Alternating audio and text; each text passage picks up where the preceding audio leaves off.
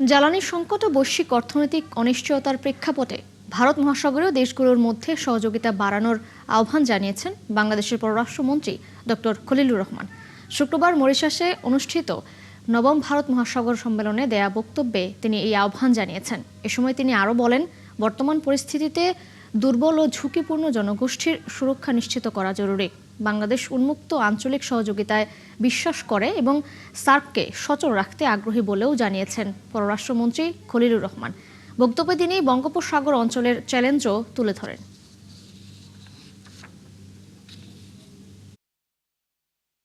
Current energy challenges are creating জ্বালানি সংকট ও বৈশ্বিক অর্থনৈতিক অনিশ্চয়তার প্রেক্ষাপটে ভারত মহাসাগরীয় দেশগুলোর মধ্যে সহযোগিতা বাড়ানোর প্রয়োজন।